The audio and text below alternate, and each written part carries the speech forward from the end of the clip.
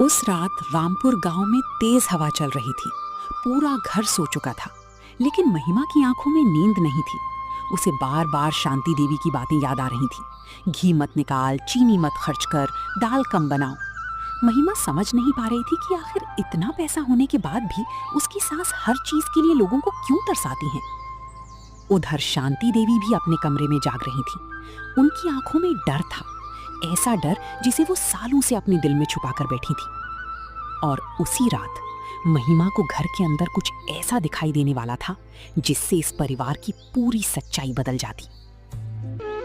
ये माँ जी भी ना, इतना बड़ा घर है लेकिन खाने की हर चीज छुपा कर रखती हैं। आज नीतीश सिर्फ एक रोटी और मांग रहा था तो माँ जी ने ऐसा देखा जैसे बहुत बड़ा गुनाह कर दिया। मैं समझ नहीं पा रही, अगर घर में पैसे हैं तो लोग खुश क्यों नहीं हैं? करण जी भी माँ जी से डरते हैं, नीतीश बेचारा मन मार कर रह जाता है। और मैं इस घर में आई थी परिवार जोड़ने, लेकिन यहाँ तो हर चीज ताले में बंद है। मुझे लगता है माँ जी हम सबसे कुछ छुपा रही हैं। महिमा पानी लेने रसोई की तरफ गई, तभी उसे आंगन से हल्की आवाज सुनाई दी। धीरे धीरे कदमों की आवाज, जैसे कोई चोरी छुपे चल रहा हो। महिमा ने खिड़की से बाहर देखा और सामने शांति देवी थी। उनके हाथ में एक पुरानी चाबी थी। वो चुपचाप स्टोर रूम की तरफ जा रही थी। महिमा का दिल जोर जोर से धड़कने लगा। आधी रात को स्टोर रूम में क्या काम हो सकता था? महिमा धीरे धीरे उनके पीछे जाने लगी।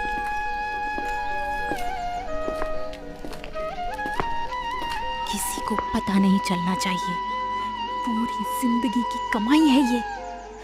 लोग कहते हैं मैं कंजूस हूँ, लेकिन किसी ने वो दिन नहीं देखे जब घर में खाने तक को नहीं था। मैंने भूखे रहकर पैसा जोड़ा है। अगर आज खर्च करना शुरू कर दूं, तो कल फिर वही गरीबी लौट आएगी। नहीं, ये तिजोरी कोई नहीं देखेगा, ना बहू ना बेटा। सबको जितना जरूरी है उतना ही मिलेगा। महिमा दरवाजे की दरार से सब देख रही थी। उसकी आंखें हैरानी से फैल गईं। स्टोर रूम के अंदर अनाज के बड़े बड़े डिब्बे रखे थे, घी के कई कनस्तर, मिठाइयों के डिब्बे और एक बड़ी लोहे की तिजोरी। महिमा समझ चुकी थी, घर में कमी नहीं थी, कमी सिर्फ दिल की थी। भाभी, कल रात बहुत भूख लगी थी। सोचा रसोई में कुछ मिल जाए, लेकिन माँ ने ताला लगा दिया था। बचपन से ऐसा ही है, जब भी कुछ अच्छा खाने का मन करता, माँ बोल देती कल के लिए बचा कर रखो। कई बार लगता है हम लोग घर में नहीं, किसी दुकान में रह रहे हैं, जहाँ हर चीज गिनकर मिलती है। नीतीश, अब ऐसा नहीं होगा। घर वो होता है जहाँ लोग पेट भर खाएं, हंसकर जिएं। मैं वादा करती हूँ, अब इस घर में कोई भूखा नहीं सोएगा। लेकिन उसके लिए मुझे थोड़ा चालाक बनना पड़ेगा, क्योंकि कभी-कभी बहुत ज्यादा कंजूसी का इलाज सिर्फ समझदारी से होता है। महिमा ने उसी पल फैसला कर लिया। वो शांति देवी को सबक जरूर सिखाएगी, लेकिन लड़ाई करके नहीं, बल्कि उसी तरीके से जिस तरीके से उसकी अरे भाभी, आज आपके घर से इतनी अच्छी खुशबू कैसे आ रही है? क्या बात है, कहीं माँ जी ने गलती से ज्यादा घी तो नहीं डाल दिया? पूरा गांव जानता है आपकी सास तो चाय में भी चीनी गिनकर डालती है, लेकिन आज तो खुशबू ऐसे आ रही जैसे किसी शादी में खाना बन रहा हो। लगता है घर में कुछ बड़ा होने वाला है। सोनू भैया, बस थोड़ा इंतजार कीजिए, बहुत जल्दी इस घर में सब बदलने वाला है। कभी-कभी इंसान को उसकी ही आदत का आईना दिखाना पड़ता है, और माँ जी को भी अब समझना होगा कि पैसा तिजोरी में बंद रखने से नहीं, लोगों के काम आने से बरकत देता है। उस शाम महिमा के चेहरे पर अलग ही आत्मविश्वास था। पहली बार उसे शांति देवी की कमजोरी पता चली थी। कंजूसी नहीं, बल्कि गरीबी का डर।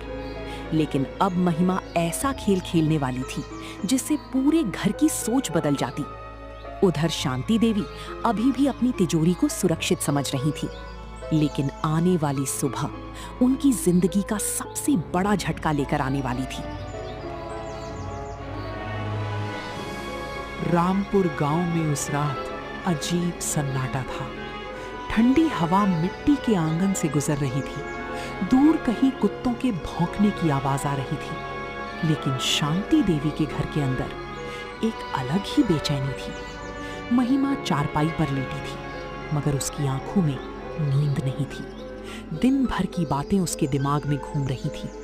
नीतीश की अधूरी भूख, करण की मजबूरी और शांति देवी की कंजूसी। महिमा समझ चुकी थी कि बात सिर्फ पैसों। हे भगवान, कैसा घर है ये? घर में पैसा भी है, अनाज भी है, लेकिन फिर भी सब लोग डर डर कर जीते हैं। आज नीतीश बेचारा बस एक रोटी और मांग रहा था, लेकिन माँ जी ने ऐसा चेहरा बनाया जैसे बहुत बड़ा नुकसान हो गया हो। करण जी भी कुछ नहीं बोलते, शायद बचपन से यही देखते आए हैं। मुझे माँ जी से नफरत नहीं है, लेकिन मैं समझ नहीं पा रही कि इंसान इतना डर कर कैसे जी सकता है। अगर घर में खुशियां ही ना हो तो उस पैसे का क्या फायदा? महिमा उठकर धीरे से रसोई की तरफ गई। उसे प्यास लगी थी। जैसे ही उसने घड़ा उठाया, उसे बाहर से चाबी की हल्की आवाज सुनाई दी। महिमा ठिठक गई। आधी रात को कौन जाग रहा था? उसने धीरे से खिड़की से बाहर झांका और सामने शांति देवी दिखाई दी। उनके हाथ में एक पुरानी लोहे की चाबी थी। वो बार बार पीछे मुड़कर देख रही थी, जैसे कोई उन्हें देख ना ले। फिर वो धीरे धीरे स्टोर रूम की तरफ बढ़ने लगी।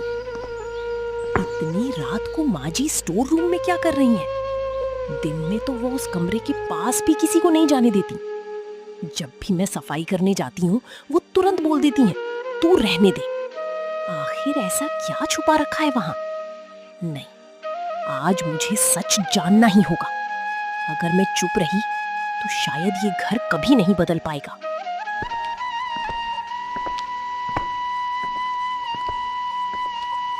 महिमा धीरे धीरे दबे पांव स्टोर रूम के पास पहुंची। अंदर हल्की लालटेन जल रही थी। दरवाजा पूरी तरह बंद नहीं था। महिमा ने दरार से अंदर देखा और उसका दिल जोर जोर से धड़कने लगा। कमरे के अंदर बड़ी बड़ी अनाज की ड्रम रखी थी, घी के कनस्तर, चीनी की बोरियां, सूखे मेवों के डिब्बे और कमरे के कोने में एक बड़ी लोहे की तिजोरी। महिमा की आंखें हैरानी से फैल गई। जिस घर में लोग रोटी के लिए तरसते थे, वहां इतनी दौलत छुपा कर रखी गई थी। नहीं, किसी को पता नहीं चलना चाहिए। लोग मुझे कंजूस कहते हैं, लेकिन किसी ने वो दिन नहीं देखे जब मेरे बच्चे भूखे सोते थे। मैंने अपने हाथों से भूख देखी है। एक एक दाना जोड़कर ये सब जमा किया है। अगर आज मैं खुलकर खर्च करने लगी तो कल फिर वही गरीबी लौट आएगी। नहीं, मैं किसी पर भरोसा नहीं करूंगी, ना बहू पर ना बेटों पर। पैसा जितना छुपा रहेगा उतना सुरक्षित रहेगा। महिमा सब सुन रही थी। पहली बार उसे एहसास हुआ, शांति देवी सिर्फ कंजूस नहीं थी, वो अंदर से डरी हुई औरत थी। गरीबी ने उनके दिल में ऐसा डर बैठा दिया था कि अब वो जरूरत और लालच का फर्क ही भूल चुकी थी। लेकिन महिमा ये भी समझ चुकी थी, अगर यही चलता रहा तो इस घर में कभी खुशियां नहीं आएंगी।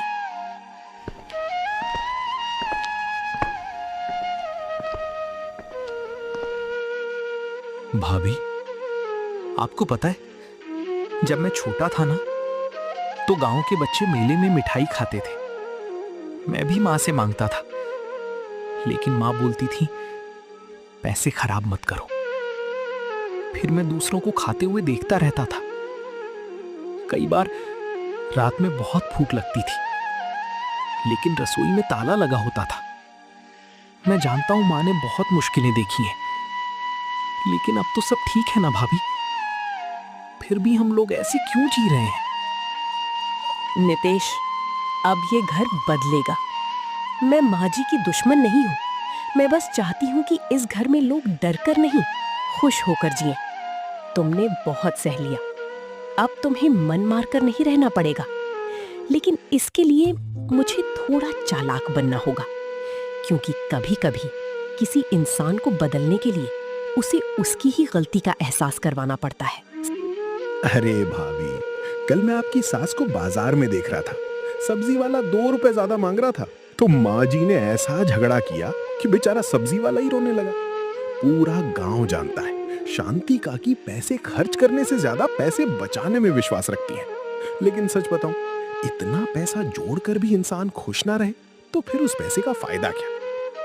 सोनू भैया, कभी-कभी इंसान खुद नहीं समझता कि वो गलत है, उसे समझाना पड़ता है। माँ जी बुरी नहीं है, बस डर में जी रही हैं, और डर इंसान को पत्थर बना देता है।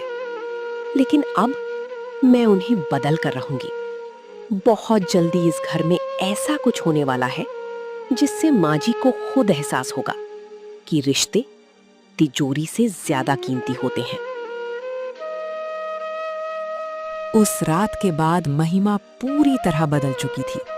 अब वो सिर्फ एक बहू नहीं थी, बल्कि इस टूटते हुए घर को जोड़ने की कोशिश कर रही थी। उधर शांति देवी को अभी भी लग रहा था कि उनका राज सुरक्षित है, लेकिन उन्हें नहीं पता था उनकी चालाक बहू अब ऐसा खेल खेलने वाली थी जिससे पूरे घर की सोच बदल जाती, और उसी खेल में शांति देवी को अपनी जिंदगी का सबसे बड़ा सबक मिलने वाला था।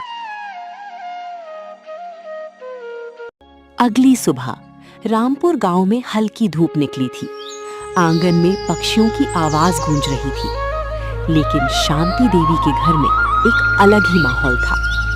महिमा अब सब सच जान चुकी थी। उसे पता था कि उसकी सास बुरी नहीं, बल्कि डर और लालच के बीच फंसी हुई औरत है।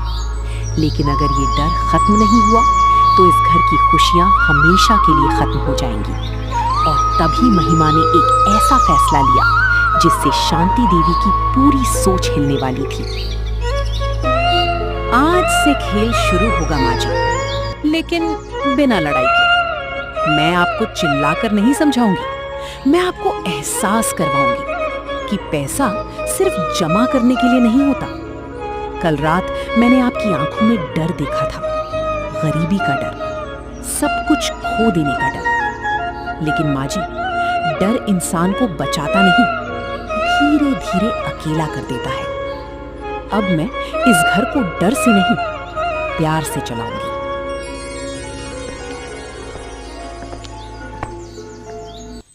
महिमा, आज फिर दाल ज्यादा बना दी तूने। कितनी बार समझाया है, खाने की चीजें बचा कर रखी जाती हैं। और ये क्या, तूने नाश्ते में नीतीश को 2 पराठे दे दिए। 1 पराठा काफी था। आजकल के लोगों को बस खाने से मतलब है, कमाने में जान निकलती है, लेकिन उड़ाने में एक पल नहीं लगता। अगर मैंने जिंदगी भर हिसाब न रखा होता तो आज इस घर में कुछ भी ना होता। माँ जी, आप सही कहती हैं कि पैसा संभाल कर रखना चाहिए, लेकिन इंसान की जरूरतें भी तो जरूरी होती हैं। नीतीश सुबह से खेत में काम करता है, करण जी भी मेहनत करते हैं। अगर वो भर पेट नहीं खाएंगे तो ताकत कहाँ से आएगी? और माँ जी, मैंने देखा है, जिस घर में लोग खुश होकर खाते हैं वहीं असली बरकत आती है। तिजोरी भरने से घर अमीर नहीं होता, दिल भरने से होता है। महिमा की बातें सुनकर शांति देवी चुप हो गई। पहली बार किसी ने इतनी शांति से उन्हें जवाब दिया था, लेकिन उनके अंदर का डर अभी भी खत्म नहीं हुआ था। उन्हें लग रहा था अगर महिमा घर संभालने लगी तो धीरे धीरे उनकी तिजोरी खाली हो जाएगी। उधर महिमा समझ चुकी थी कि सिर्फ बातों से कुछ नहीं बदलने वाला, अब उसे अपनी असली चाल चलनी होगी।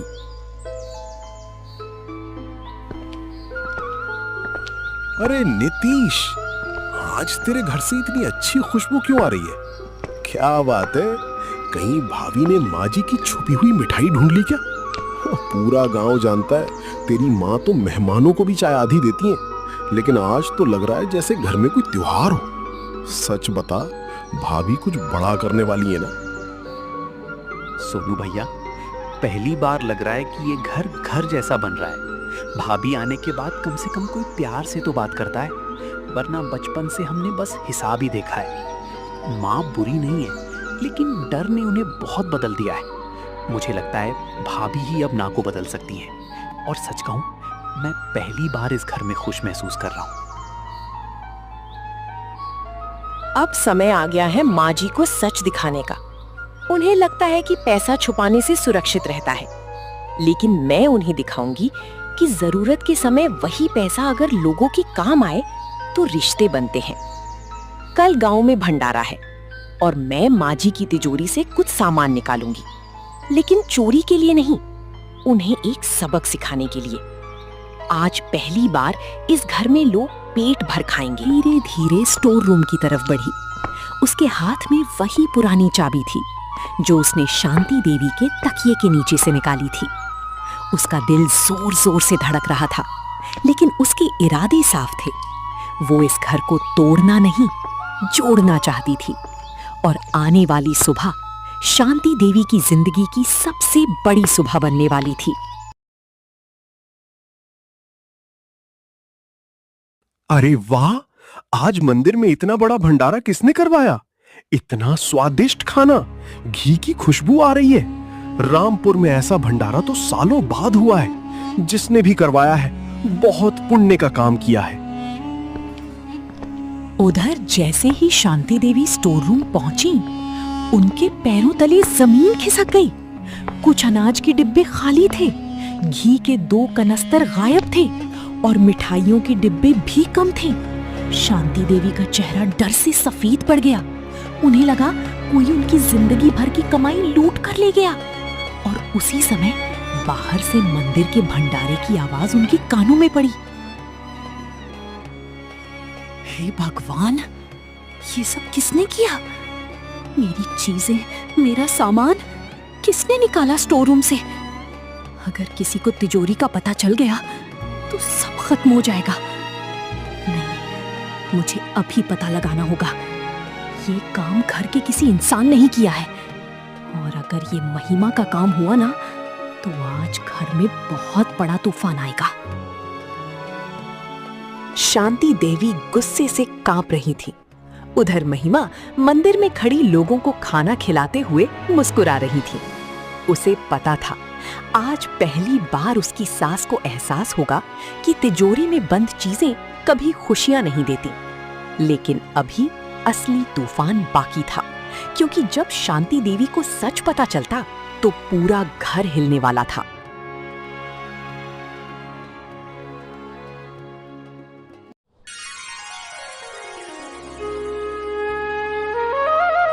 रात का समय था। रामपुर गांव की गलियों में ठंडी हवा चल रही थी। महिमा आंगन में अकेली बैठी थी। उसकी आंखों में आंसू थे, लेकिन चेहरे पर अब डर नहीं था, क्योंकि आज उसने ठान लिया था कि अब वो अपनी सास गीता की कंजूसी और लालच का सच पूरे गांव के सामने लाकर रहेगी। उधर गीता को अभी भी लगता था कि बहू हमेशा की तरह चुप रहेगी, लेकिन उसे नहीं पता था कि अब कहानी बदलने वाली है। नितिश, मैंने इस घर को अपना समझकर कितनी मेहनत की, सुबह से रात तक काम किया, लेकिन मां जी ने कभी मुझे बहू नहीं समझा, बस पैसे बचाने की मशीन समझा। कभी भर पेट खाना नहीं दिया, कभी नए कपड़े नहीं लेने दिए, और ऊपर से गांव वालों के सामने अच्छी बनने का नाटक करती है। अब अगर मैं चुप रही ना, तो वो सोनू की जिंदगी भी खराब कर देंगी। मैं नहीं चाहती कि इस घर में किसी और को वो दर्द मिले जो मैंने सहा है। महिमा, मैं मानता हूं कि माँ बहुत ज्यादा कंजूस है, लेकिन अब तक मैं उनकी असली सोच समझ नहीं पाया था। मुझे लगता था कि वो घर बचाने के लिए ऐसा करती हैं, पर अब समझ आया, वो पैसों के लिए रिश्तों की भी कीमत भूल चुकी हैं। लेकिन तुम चिंता मत करो, अब मैं तुम्हारे साथ हूं। इस बार हम माँ को ऐसा सबक देंगे कि उन्हें समझ आए, घर पैसे से नहीं प्यार और इज्जत से चलता है। महिमा के चेहरे पर हल्की मुस्कान आ गई क्योंकि पहली बार नीतीश उसके साथ खड़ा था। दोनों ने मिलकर एक योजना बनाई जिससे गीता का असली चेहरा पूरे गांव के सामने आने वाला था। वाह शांति वाह, पूरे गांव में कोई इतना पैसा नहीं बचा पाया होगा जितना तूने बचा लिया। ना खुद खर्च करती हूँ ना किसी और को करने देती हूँ। यही वजह है कि आज घर में इतना धन है। ये बहुएं क्या जाने पैसा बचाना कितना मुश्किल होता है। अगर मैं ढील दे दूं ना तो ये लोग 1 महीने में पूरा घर खाली कर दें। नहीं, मैं 1 रुपया भी बेकार नहीं जाने दूंगी। तभी सोनू वहां आ जाता है। दादी, स्कूल में सब बच्चों ने नए कपड़े पहने हैं। कल मेरा जन्मदिन भी है, क्या मुझे भी नए कपड़े मिल जाएंगे? मैंने कभी कुछ नहीं मांगा, बस इस बार दिल कर रहा है कि मैं भी अच्छा दिखूं। मम्मी कह रही थी पैसे नहीं है, लेकिन आपके पास तो बहुत पैसे हैं ना दादी। बस यही सिखाया है तुम्हारी माँ ने, हर समय पैसे पैसे पैसे। जन्मदिन है तो क्या हुआ, हमारे जमाने में लोग बिना कपड़ों के भी खुश रहते थे। ये नए कपड़े, केक और दिखावा सब अमीरों के शौक है। जाओ यहाँ से और अपनी माँ से बोलो मुझे परेशान ना करे। सोनू की आंखें भर आईं। वो चुपचाप वहां से चला गया। दरवाजे के पीछे खड़ी महिमा सब सुन चुकी थी। आज उसके दिल में अपनी सास के लिए बची आखिरी इज्जत भी खत्म हो चुकी थी। अगले दिन महिमा ने पूरे गांव की औरतों को घर बुलाया। गीता खुश थी, उसे लगा शायद बहू उसकी तारीफ करने वाली है। अरे आइए आइए बहनों, आज हमारी बहू ने पहली बार अच्छा काम किया है। मैं तो हमेशा कहती हूँ घर संभालना हर औरत के बस की बात नहीं होती, लेकिन मैंने अपनी बहू को सब सिखा दिया। पैसा कैसे बचाना है, घर कैसे चलाना है, ये सब मुझसे अच्छा कौन जानता है। हाँ माँ जी, आपने बहुत कुछ सिखाया है। ये भी सिखाया कि घर में बहू भूखी रहे लेकिन पैसे खर्च ना हो, बच्चा नए कपड़ों के लिए तरसे लेकिन तिजोरी भरी रहनी चाहिए। आपने मुझे सिखाया कि रिश्तों से ज्यादा जरूरी पैसा होता है।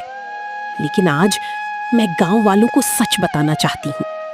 मैंने इस घर में कभी अपने लिए कुछ नहीं मांगा, बस थोड़ा प्यार और इज्जत चाहिए थी जो मुझे कभी नहीं मिली। सांटी, क्या ये सब सच है? तू तो गांव में खुद को बहुत अच्छी सास दिखाती थी, लेकिन अपनी बहू और पोते के साथ ऐसा व्यवहार? इतना पैसा जोड़कर क्या करेगी अगर अपने ही लोग दुखी रहेंगे? हमने तो हमेशा महिमा को चुपचाप काम करते देखा है। आज समझ आया वो चुप क्यों रहती थी। गीता, कंजूसी अच्छी बात है, लेकिन जब इंसान पैसों के लिए अपनों की खुशी छीन ले तो वो बचत नहीं, लालच बन जाता है। पहली बार गीता को एहसास हुआ कि आज गांव में उसकी इज्जत टूट चुकी है। जिस पैसे पर उसे घमंड था, वही आज उसके अकेलेपन की वजह बन चुका था। महिमा, मुझे माफ कर दे बहू। मैं सच में बहुत गलत थी। मैंने गरीबी बहुत करीब से देखी थी, इसीलिए हमेशा डरती रही कि कहीं फिर से गरीब ना हो जाऊं। और उसी डर में मैंने अपनों को ही दुख देना शुरू कर दिया। मैं भूल गई थी कि पैसा सिर्फ जरूरत पूरी करता है, लेकिन परिवार को खुशियां प्यार से मिलती हैं। बहू, अगर हो सके तो मुझे माफ कर देना। माँ जी, मुझे आपसे कभी नफरत नहीं थी। मैं बस चाहती थी कि आप हमें अपना समझें। घर में प्यार होगा ना तो छोटी छोटी चीजों में भी खुशी मिल जाती है। आज अगर आपको अपनी गलती समझ आ गई तो मेरे लिए वही सबसे बड़ी बात है। उस दिन के बाद गीता पूरी तरह बदल गई। अब घर में ताले कम और हंसी ज्यादा सुनाई देती थी। सोनू के जन्मदिन पर पहली बार पूरे गांव में मिठाई बटी। महिमा अब उस घर की बहू नहीं बल्कि बेटी बन चुकी थी और गीता को आखिरकार समझ आ गया, पैसा घर बना सकता है लेकिन परिवार सिर्फ प्यार से बनता है। सुबह का समय, गीता पहली बार खुद रसोई में खाना बना रही थी। महिमा बहू, आज तू आराम कर ले। आज खाना मैं बनाऊंगी। जिंदगी भर तुझसे काम करवाया, लेकिन कभी ये नहीं सोचा कि तू भी इंसान है, तुझे भी थकान होती होगी। मैंने हमेशा पैसों को सबसे ऊपर रखा, लेकिन जब गांव वालों ने मुझे आईना दिखाया तब समझ आया कि मैं कितनी गलत थी। बहू, मैं चाहती हूँ कि अब इस घर में कोई दुखी ना रहे। माँ जी, आप ऐसा मत कहिए। मुझे बस यही चाहिए था कि आप मुझे अपना समझें। मैंने कभी इस घर को पराया नहीं माना। जब मैं यहाँ आई थी तब सोचा था कि मुझे माँ का प्यार मिलेगा, लेकिन धीरे धीरे मैं डरने लगी थी। आज पहली बार लग रहा है कि मेरा भी इस घर में कोई अपना है। महिमा की बातें सुनकर गीता की आंखें भर आईं। उसे पहली बार एहसास हुआ कि बहू ने हमेशा इस घर को जोड़ा और वो खुद रिश्तों को तोड़ती रही। सोनू, बेटा, कहाँ हो तुम? देखो आज मैं तुम्हारे लिए क्या लाया हूँ। ये नए कपड़े और ये तुम्हारा पसंदीदा बड़ा वाला केक। आज हम सब मिलकर तुम्हारा जन्मदिन मनाएंगे। और माँ, इस बार पूरा गांव आएगा। अब हमारा घर पहले जैसा नहीं रहेगा। अब यहाँ कोई रोएगा नहीं, सिर्फ खुशियां होंगी। नहीं बेटा, अब तेरी माँ कभी नहीं रोएगी और ना ही तुझे किसी चीज की कमी होगी। तेरी दादी बहुत गलत थी, लेकिन अब नहीं। अब मैं सिर्फ पैसे नहीं, अपने परिवार की खुशियां जोड़ूंगी। रात होते होते पूरा रामपुर गांव गीता के घर के बाहर इकट्ठा हो गया। जिस घर में पहले लोग जाने से डरते थे, आज वहीं से हंसी और खुशियों की आवाजें आ रही थीं। गांव की औरतें भी हैरान थीं कि गीता जैसी कंजूस औरत इतना बदल कैसे गई। अरे वाह गीता, आज तो तुम्हारा घर सच में घर लग रहा है। पहले यहाँ हमेशा ताले और हिसाब की बातें होती थी, लेकिन आज पहली बार यहाँ अपनापन दिख रहा है। लगता है तुम्हें आखिरकार समझ आ गया कि पैसा इंसान के साथ नहीं जाता, लेकिन अच्छे रिश्ते जिंदगी भर साथ रहते हैं। केक काटने का समय। सोनू केक काटता है। महिमा, नितिश और गीता साथ खड़े होते हैं। आज मैं बहुत खुश हूँ। पहले हमारे घर में सब उदास रहते थे, लेकिन अब सब हंस रहे हैं। मम्मी मुस्कुरा रही हैं, दादी प्यार से बात कर रही हैं और पापा भी खुश हैं। काश हमारा घर हमेशा ऐसा ही रहे।